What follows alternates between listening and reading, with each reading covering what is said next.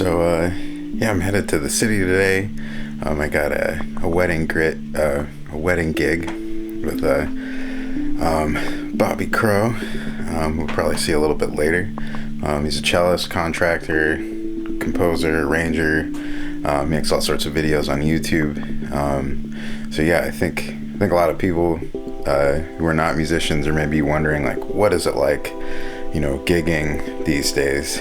It's definitely a little tedious, a lot of masks, and you can't get too close to people, but there's tons of things happening still, and people are still playing, so hopefully it's not too much of a pain that I'm filming this. So this is just a general, regular wedding gig today.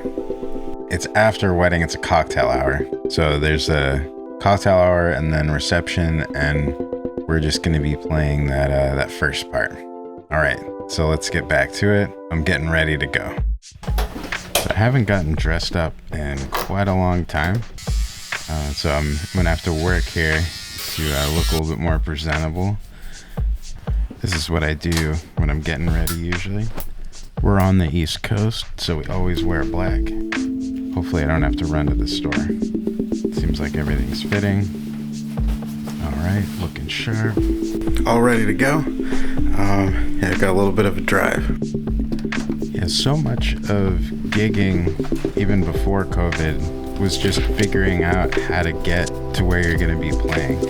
There's all sorts of funny stories about taking taxis or missing the train or catching the wrong train and ending up in the wrong place. So I'm pretty happy about having a car. Right. So, yeah, it feels like each gig is like a little similar to first day back at school, something like that, especially if it's with people you haven't seen in a little while. So yeah, I haven't seen this group in a little bit, so yeah, it'll be nice to see everybody. It's not really a nervous thing, more of like a going and doing different stuff after being inside and away for so long in a way. So yeah, I guess I gotta get to driving. It's about an hour and a half into the city for me. I'm kind of stoked about this drive because it's just really nice. Like lots of trees, lots of scenery, cool clouds, and kind of a nice time for me to just, get a little me time.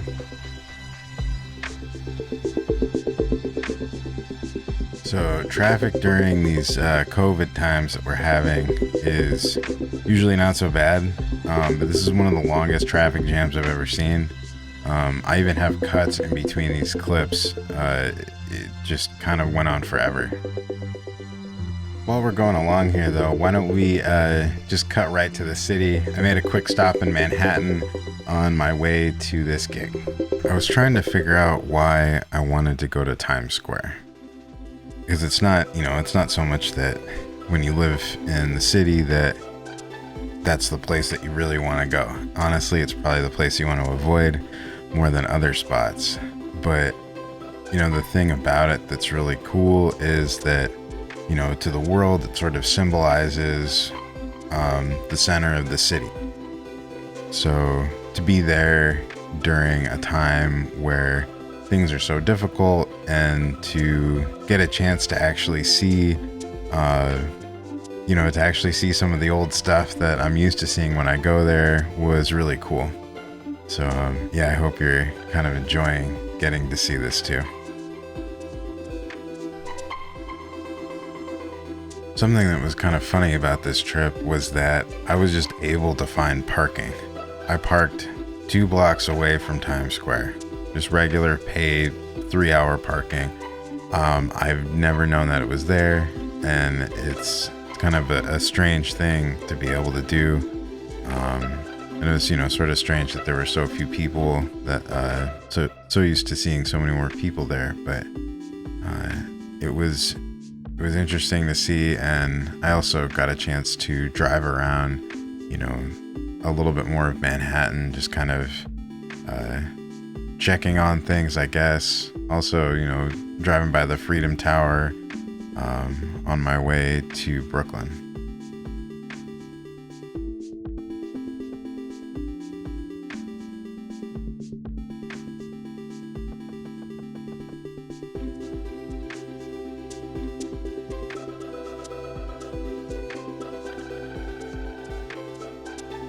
I made a quick stop in Brooklyn, and then I headed to East Brunswick, New Jersey, to this really fancy place called the Chateau.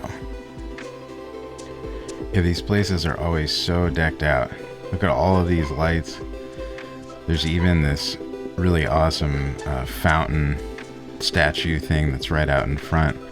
It used to be that there would be a ton of people here for these kinds of gatherings, but now, because of COVID, it's a little bit more relaxed. We're going to be set up about 20 feet away from the guests, and then also set up a little bit spread out from each other. At most of these things, there's somebody who comes up and asks us about, some popular music of some kind, and this time was no different. Are you guys gonna play some Game of Thrones? We could. Dude, I heard at a few weddings, man, it's nice. It's like, for this room, and the energy, I don't know, it's a nice vibe.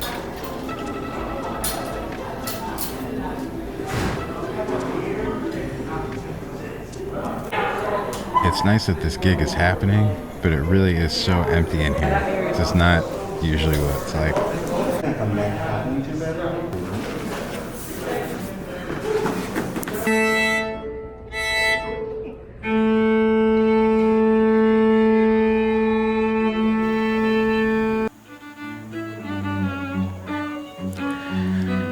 So I just want to say thank you to 𝐿𝒾𝓋𝑒 for having me on this gig.